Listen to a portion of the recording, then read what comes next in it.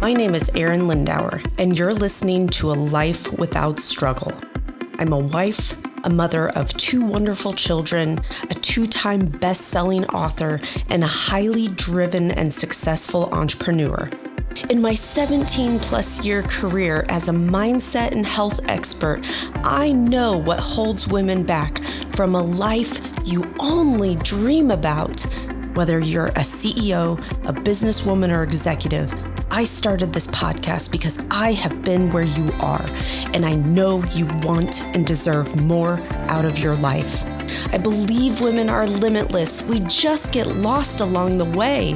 The process to get you there is the topic and purpose of this podcast. When you understand what you want, you can truly step into a life without struggle. Welcome, and I'm so thankful you're here. Hello, and welcome back to another episode. My name is Arin Lindauer, and today we're going to dig into a topic around discipline versus all or nothing mentality, okay? And so this podcast is for my type A women, my women who get after it, my women who believe if they have one little thing go wrong in their day, that to hell with their goals and screw it, I've already messed up. This podcast is for you, my friend. And as always, I always bring this content in love and respect and empathy, and I have been here before. So today we're going to dig into this. And this is after having just enough conversations last week that I was like, you know what, this is a really good topic to dig into, because we tend to feel like we have to be all or nothing, that everything is black and white, zeros and ones, like that it's yes or no. And even myself, I absolutely despise gray. Like, I want to know right, wrong, this or that. And so here's the thing. We have some flexibility and some freedom when it comes to hitting any goal that we desire. And it's truly about the journey versus getting there as fast as possible, doing it absolutely perfect, and, generating $1 million, let's just say. And so the reason I say that, and I want to share this with you, is when I was a punk, young 20-something, we started this business, and our brick and mortar gym business, I should preface. And I remember really knowing nothing about business, absolutely nothing. And it's wild how we started our business. We literally just sold sessions.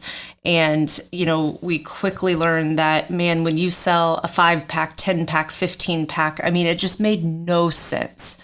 It made no sense because, what is 5 sessions going to do? What is 10 sessions going to do?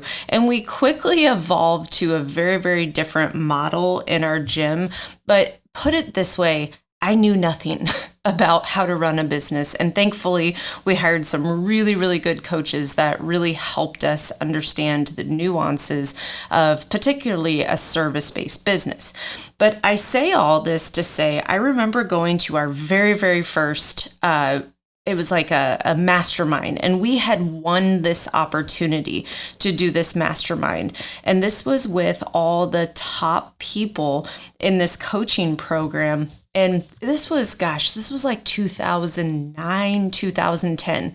And I will never forget being in this room with other gym owners. They owned multiple gyms.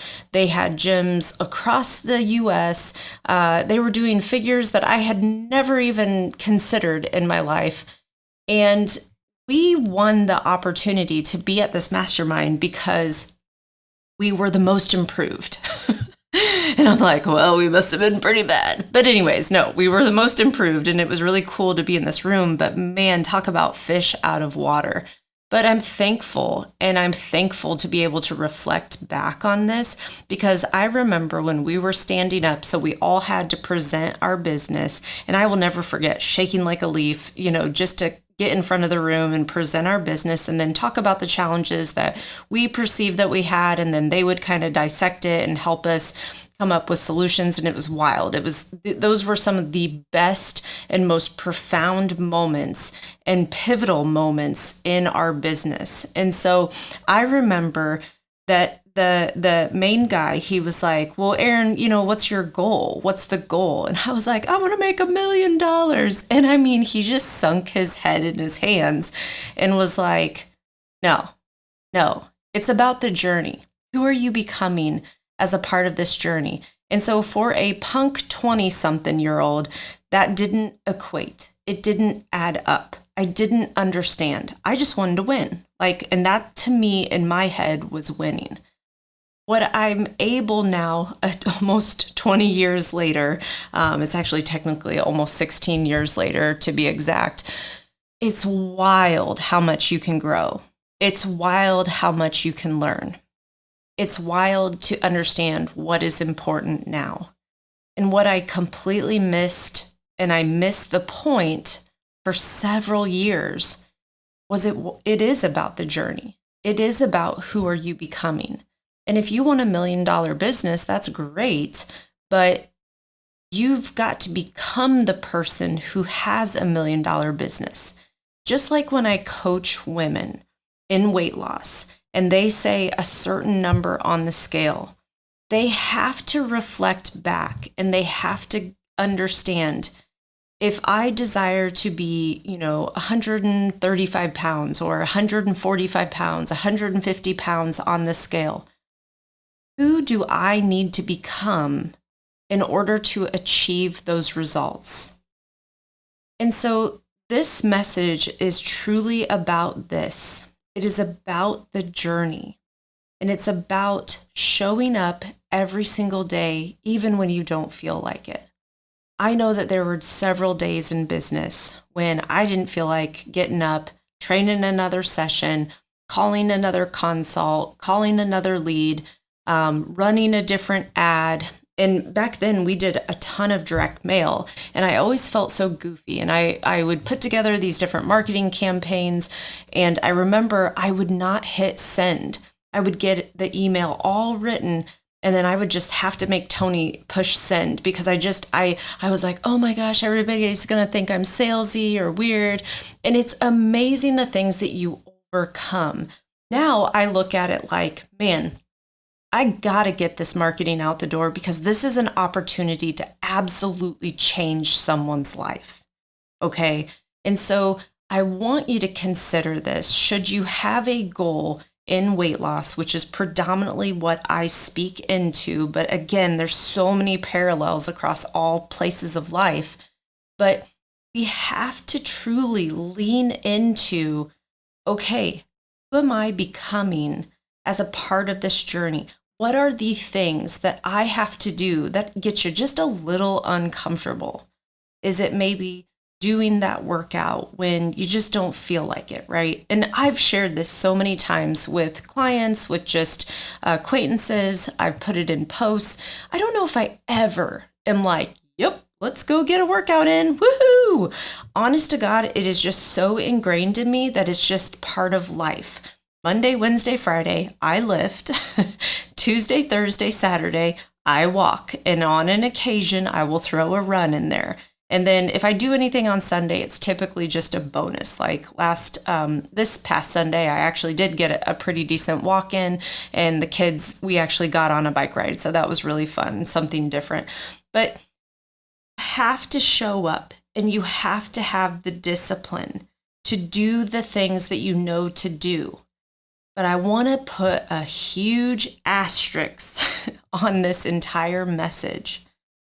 And this isn't to let you slide. This isn't to let you, let your hair down. This isn't to have a cheat meal or cheat day. Holy moly. Like, talk about unraveling a whole week. You can do it in a day, like you for real can. But I want you to understand that this never has to be complicated. No matter what goal you're trying to go after, if it's a business career goal, a financial goal, a relationship goal, typically it's not complex. Typically, the more simple the steps or items, the better. The thing that happens and what I see is we expect almost perfectionism, and we we then self-sabotage. If we can't do something absolutely perfectly, it's just like, screw it. Why do this at all? When all we truly need is for it to be better. Because listen, the reason I wouldn't hit send on that email campaign to market and gain new customers was because I was scared. I was fearful. What is someone going to say? Because there's always that turkey that like sends you an email back. How did I get on this list? I'm like, well, you typically opted in some fashion. And guess what? There is an unsubscribe. But that stuff used to get under my skin. It used to frustrate me to no end. And I got so scared that I wouldn't even put the marketing piece out there because I was so scared at what someone would say behind a keyboard, right? It's so funny now because like now it's just like, oh, there, yep. If you don't make someone pissed off, like, are we really even doing it? And I'm just kidding. By no means do I want to ever upset someone by any means. And you guys who listen to me, you know where my heart is, but it's the same deal with weight loss is we feel like if we can't do it perfectly. And here's the deal. I've even sent out emails that I had typos in. And I have had random people say, can I proofread your emails? And it's like, dude, seriously, like it happens. Okay. At least I got your attention. But it doesn't have to be perfect. I have sent out multiple emails that had grammar errors, had spelling errors. Thankfully the technology picks up on things a little bit better now, which is super helpful. But sometimes you put a wrong link in, right? But at the end of the day, those emails still attract a customer. And likewise with weight loss, if we had one off meal, it doesn't derail the overall and the overarching goal. Okay. But what does happen is if we continue to not do the things because we're scared, we have to do it perfectly, or we think, oh my gosh, I totally messed up this meal, to hell with it, and the rest of the day is shot, right? Or we think we have to just beat the snot out of our body. That's one that I see time and time again. I will have clients or prospective clients who are like, I just need to work out. I just need to go to Orange Theory. I just need to do this or that. When in reality, they need to address the things that they have not addressed. Typically, there's two spaces. Nutrition is my number one. And then number two is more of the mental programming, the mindset around why we do what we do. So this message is about we have to show up every single day like the person that we desire to be. Again, nothing wrong with who you are today, but we have to start showing up like that woman who is that number on the scale. And we have to desire her so bad that in those moments when we're like, I could have a little this or a little that, or, oh, it won't matter if I miss my steps or this or that. Reasonably speaking, the answer is, hey, girl, you know what to do. Let's do the dang things, right? You can also give yourself an edge of grace. And that's something that I do speak into a lot of times. Like if you're having an off week or you're navigating a lot of stress, you've got a loved one that's maybe not doing well and you need to be there for them. And maybe that means things need to shift. Here's the cool part. You still have to eat, okay? And that is in your control. Even if you had to pull into a drive-through, which I personally wouldn't prefer, but sometimes you got to do what you got to do. And you know to make the better choice, okay? I've thought about this so many times that when stress happens, when stuff hits the fan, why do we think that we just need to go eat a bunch of comfort food? Like in the moment, sure, we get the endorphins, we get, this feeling of feeling a little bit better in that moment, but man, that's gone quick. So we have to understand that, man, this is just not going to serve you. And here's the thing. If you feed into it one time, you're going to feed into it every single time. So again, There's a huge asterisk in this message that it doesn't have to be all or nothing, but I want to challenge you to be disciplined to the process. This is something that I feel in our day and age, we lack discipline. We lack getting up and doing the darn things. We would rather complain, whine, I can't do this. I'm so frustrated. What's going on with me? Why can't I lose weight? This, that, and the other. And it's like you have to ask the hard questions. Are you showing up the way you need to show up? It's no different when I have a coach and they ask me, what I'm frustrated with, and then we reverse engineer the numbers or different things or different nuances that go into my current business today. And it's like, you have to do these things. It is very, very rhythmic. And in everybody's businesses, I'm just going to be honest. Anytime you're trying to acquire new customers, there is a formula. You have to have this many hands raised. You have to have this many people get on calls. You have to have this many people show up. And you're going to close at whatever percentage that you're personally at and done, right? So it's understanding when it comes to weight loss, it's a formula. Got to, reasonably speaking, be in a decent deficit that you can maintain that still fuels your body appropriately, and you will see results. And I know everyone wants to get after hormones and all these other things, but I'm here to tell you, I've coached so many women through PCOS, through perimenopause, menopause, like all the pieces. And here's the deal. Does it get challenging in some spaces? I mean, I would say yes, but it's more because of how you mentally feel versus physiologically what's going on in your body. In a caloric deficit, will always lose weight every time. Energy in, energy out. So be disciplined.